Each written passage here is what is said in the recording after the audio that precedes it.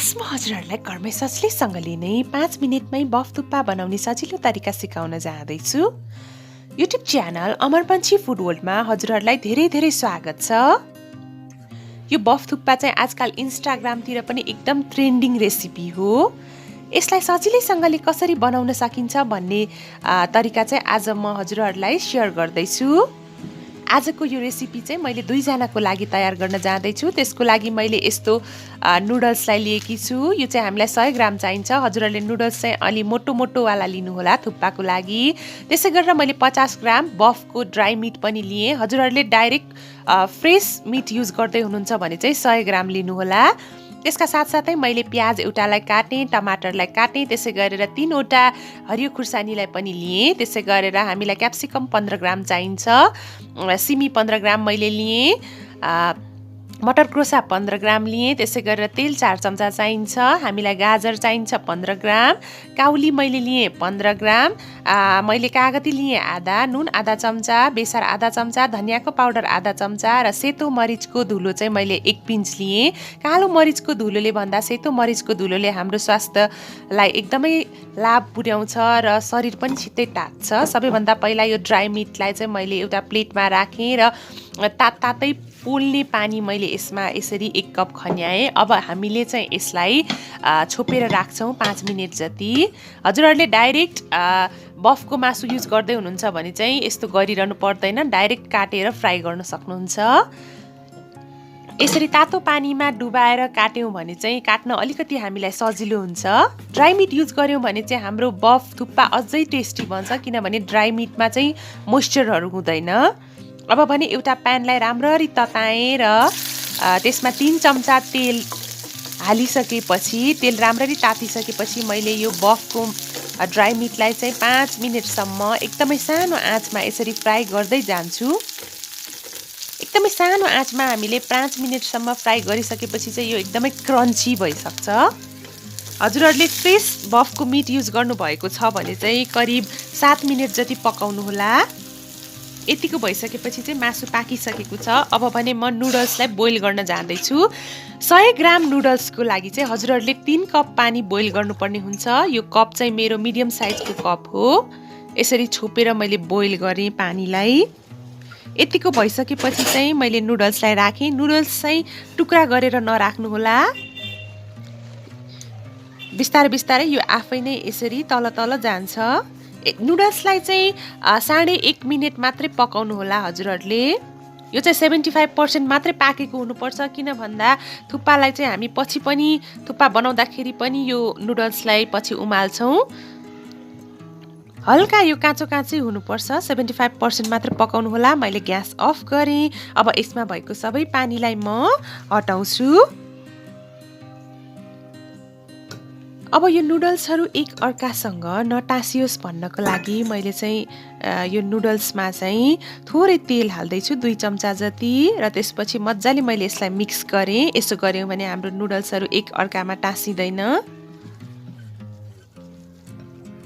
यति गरिसकेपछि चाहिँ मैले एउटा प्यान राम्ररी तताएँ।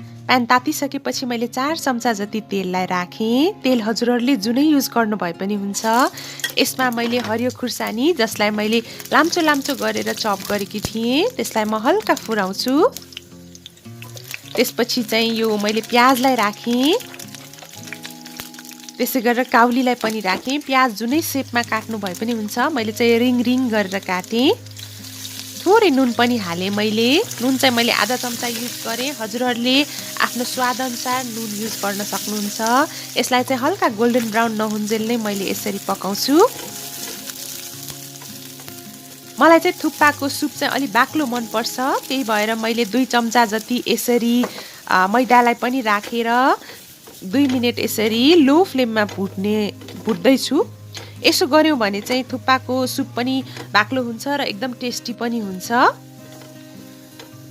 यो हल्का यस्तो भइसकेपछि मैले अब हरियो सिमीलाई राख्न जाँदैछु। सिमी पनि मैले यसरी लाम्चो आकारमा काटेकी थिएँ।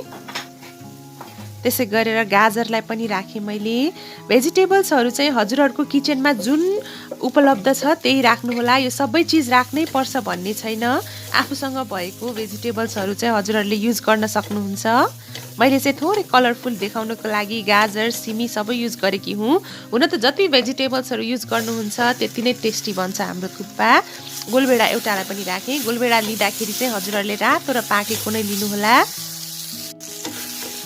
यसरी रातो र पाकेको गोलभेडालाई लियौँ भने चाहिँ हाम्रो थुक्पाको सुप एकदमै टेस्टी बन्छ।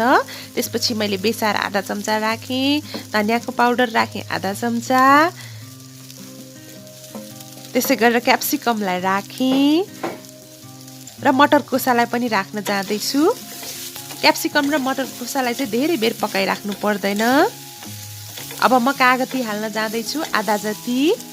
100 ग्राम नुडल्सको लागि चाहिँ मैले आधा कागती युज गरेकी हुँ। हामीले कुनै पनि खाना पकाउँदाखेरि सबै चिज चाहिँ मात्रा मिलाएर हाल्यौँ भने मात्रै टेस्टी बन्छ। कागती चाहिँ यतिखेर मात्रै राख्नुहोला। सुरुमै कागती राख्यौँ भने चाहिँ थुक्पाको टेस्ट बिग्रिन्छ। अब भने मनतातो पानी मैले 2 कप जति राखेँ। हजुरहरूलाई थुक्पाको सुप चाहिँ अलिकति पातलोवाला मनपर्छ भने चाहिँ 3 कपसम्म पानी हाल्न सक्नुहुन्छ। मलाई चाहिँ थुक्पाको सुप अलिकति बाक्लो नै मनपर्छ, त्यही भएर मैले 2 कप जति मात्रै मनतातो पानीलाई हालेँ। यसलाई चाहिँ मजाले उम्लिन दिनुपर्छ हामीले। बिस्तारै बिस्तारै यो उम्लिँदैछ। एकचोटि राम्ररी मिक्स गर्नुहोला। थुक्पा खानुको मेन मजा भनेको नै थुक्पाको सुप हो। त्यही भएर सुपलाई चाहिँ अलिकति मैले चाहिँ बेसरी पकाएँ। यसरी यतिको भइसकेपछि चाहिँ सुप राम्ररी उम्लिसकेपछि चाहिँ मैले यसरी नुडल्सलाई राखेँ। यसरी नुडल्स राखिसकेपछि चाहिँ हल्कासँगले फेरि मैले मिक्स गर्दैछु।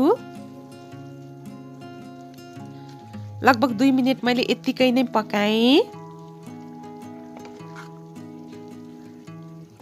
हामीले लास्टमा मात्रै मासु राख्छौँ। मासु राख्नुभन्दा अगाडि चाहिँ मैले सेतो मरिचको धुलो 1 पिन्च जति राख्न जाँदैछु।